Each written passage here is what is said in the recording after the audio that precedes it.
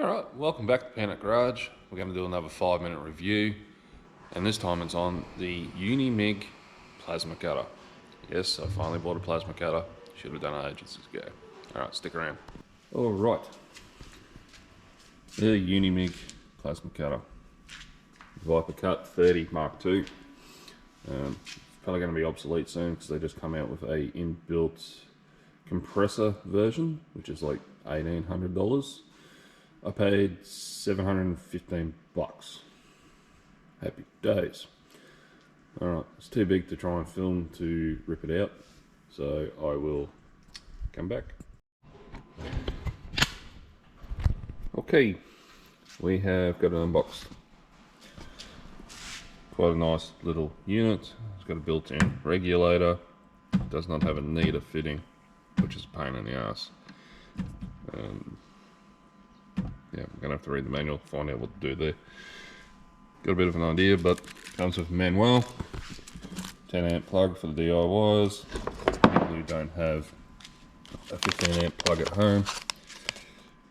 Bit of lubricant. Torch. More flies. That's just Unimig's general stuff. And maybe a manual as well. Earth cable. And so on. I'll read the manual and find what I need to do to get this adapted to my air compressor, and then we'll come back to it. Alright, thumbing through the manual, it doesn't give me anything on how to connect the air, but it does give me this little chart for what amps to run to cut what material. But me being the tricky fella that I am, and I was a compulsive hoarder, I had a needle fitting lying around. Pulled that out, needle fitting straight in, 14mm socket, takes you 30 seconds. Alright, we'll finish setting this up and we'll give her a cut. Time for the prostate exam. Alright, we are set up. We're set to 24 amp. Air pressure is set to 0.5 megapascals as per the manual.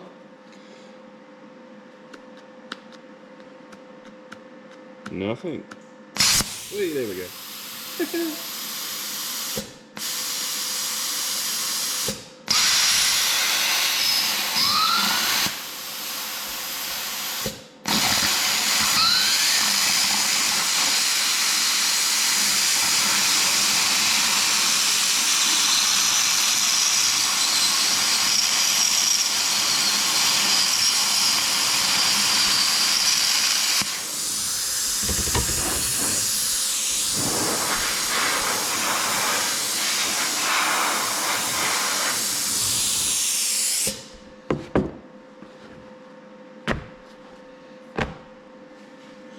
All right, it works. Awesome, job done. That yeah, easy to use, easy to set up, except for the needle fitting, but works like a charm.